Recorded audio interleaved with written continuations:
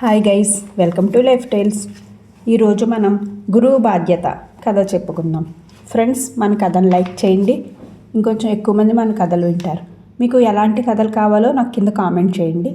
నేను అవి చెప్పడానికి ప్రయత్నం చేస్తాను. సరే, ఇప్పుడు మనం కథలోకి వెళ్ళిపోదాం. బ్రహ్మదత్తుడు కాశీరాజ్యాన్ని పరిపాలించే కాలంలో బోధిసత్వుడు తక్షశిలా నగరంలో ఒక గొప్ప శిల్పాచార్యుడిగా ఉండేవాడు. తక్షశిలా నగరపు శిల్పాచార్యుడి ఖ్యాతి తెలుసుకుని కాశీరాజు తన కుమారుడిని కూడా విద్యాభ్యాసానికి గాను ఆయన దగ్గరికి పంపించడం మంచిదని నిర్ణయించుకున్నాడు. రాజు తన కుమారుడికి ఒక జత ఆకుజోళ్ళు, ఒక తాటాకు గొడుగు మాత్రం ఇచ్చి, నువ్వు తక్షశిలా నగరానికి వెళ్ళి అక్కడి శిల్పాచార్యుడి వద్ద విద్యాభ్యాసం చేసి విద్య పూర్తి కాగానే తిరిగిరా.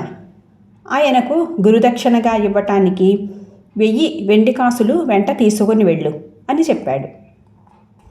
రాజకుమారుడు తండ్రి ఆజ్ఞ ప్రకారం ఒంటరిగా బయలుదేరి 1000 కాసులు గల ఒక మూటను మోస్తూ ఏ చెట్టు కిందనో విశ్రమిస్తూ నానా అగచాట్లు పడి తక్షశిలకు చేరుకున్నాడు.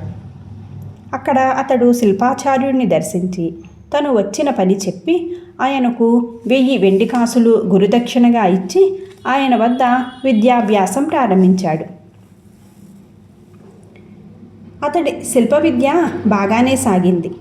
అతడికి తెలివితేటలకు గురువు చాలా సంతోషించాడు. అలా కొంతకాలం గడిచింది. గురు శిష్యులు ప్రతి ఉదయం ఊరి చివర ఉన్న నదికి వెళ్ళి స్నానం చేసి వస్తూ ఉండేవారు. ఒకరోజు స్నానం చేసే సమయంలో ఒక ముసలమ్మ కొన్ని నువ్వులు తెచ్చి నీటిలో కడిగి శుభ్రం చేసి నది ఒడ్డున వస్త్రం పరిచి దాని మీద ఆరబెట్టింది. రాజకుమారుడు నువ్వుల్ని చూసి చప్పున స్నానం ముగించుకొని ఒడ్డుకు వచ్చి ఆ ముసలావిడ పరిధ్యానంగా ఉన్నట్టు కనపడిన సమయంలో గుప్పెడు నువ్వులు తీసుకుని నోట్లో వేసుకున్నాడు. అయితే ముసలమ్మ అది గమనించింది, కానీ ఏమీ అనలేదు. మర్నాడు కూడా అలాగే జరిగింది. మళ్ళీ ముసలమ్మ చూసి చూడనట్టుగా ఊరుకుంది. 3వ రోజు కూడా అలాగే జరిగింది. కుర్రవాడి దొంగబుద్ధి చూసి ముసలమ్మకి కోపం వచ్చింది. ఆమె శిల్పాచార్యుడు స్నానం ముగించి ఒడ్డుకు రాగానే, చూడండి, 3 రోజులుగా మీ శిష్యుడు నా నువ్వులు దొంగిలించి తింటున్నాడు. నువ్వులు పోయాయని నాకేం బాధ లేదు, కానీ అతడు దొంగ బుద్ధులు అలవాటు చేసుకోవటం అతనికి మంచిది కాదు. గురువుగా మీకు మంచిది కాదు. మీ కీర్తికి చెడ్డ పేరు వస్తుంది. ఇలా ఎప్పుడూ చెయ్యకుండా శిక్షించండి అని చెప్పింది. ఇంటికి వెళ్ళగానే శిల్పాచార్యుడు రాజకుమారుడి చేతులు గట్టిగా పట్టుకోమని మిగిలిన శిష్యులకి చెప్పి అతడి వీపు మీద బెత్తంతో 3 దెబ్బలు కొట్టి, కూడని పని చేసినందుకు నీకిది శిక్ష, తగని పని చేశావు, అందుకు ఇదే శిక్ష, ఇక ఎప్పుడూ చెయ్యకు అని చెప్పాడు. రాజకుమారుడికి గురువు మీద చాలా కోపం వచ్చింది. అయితే అతను కాశీరాజ్యం పొలిమేరల లోపల రాజకుమారుడు కానీ ఇక్కడ సామాన్య వ్యక్తి. దండించే అధికారం గురువుకుంటుంది. నేను రాజునయ్యాక ఈ దుర్మార్గుణ్ణి ఏదో ఒక వంక మీద కాశీరాజ్యానికి పిలిపించి తప్పకుండా ప్రాణాలు తీసేస్తాను అని రాజకుమారుడు అక్కసు కొద్దీ మనసులో గట్టిగా శపథం చేసుకున్నాడు. కాలక్రమాన రాజకుమారుడు చదువు పూర్తయింది. అతడు కాశీరాజ్యానికి తిరిగి వెళ్ళిపోతూ గురువుగారికి నమస్కారం చేసి ఆయన ఆశీర్వాదం తీసుకున్నాడు. తరువాత అతను గురువుతో, అయ్యా, నేను రాజునయ్యాక తమరు ఒకసారి తప్పకుండా కాశీనగరానికి దయచేయాలి.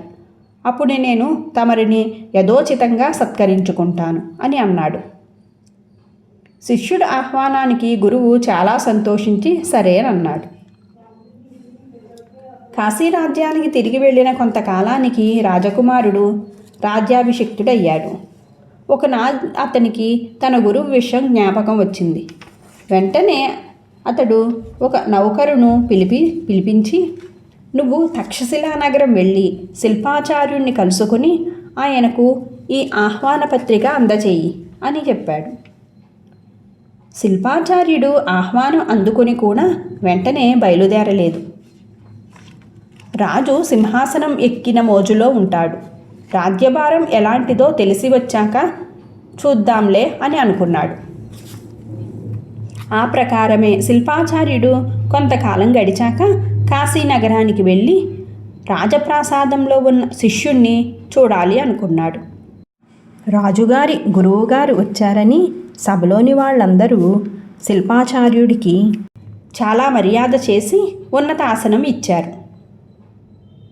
గురువును చూసిన క్షణం నుంచి రాజుకి పాత పగ జ్ఞాపకం వచ్చి కోపం పొంగిపోతూ ఉంది. అతడు మాటల మధ్యలో గురువుకేసి కోపంగా చూస్తూ, ముష్టి నువ్వులు పిడికెడు తిన్నందుకు శిక్షించిన వాణ్ణి చేతికి అందినప్పుడు చంపకుండా వదిలిపెడతారా అని అడిగాడు. సభలో ఇంకెవరికీ అర్థం కాకుండా శిల్పాచార్యుడికి చావు భయం కలిగించి తర్వాత వీలు చూసుకుని ఆయనను చంపేద్దామని రాజు ఉద్దేశం. అయితే రాజు అనుకున్నట్టు శిల్పాచార్యుడు భయపడలేదు, బెదరలేదు. పైపెచ్చు ఆయన ఈ విధంగా రాజు రహస్యం బయటపెట్టాడు.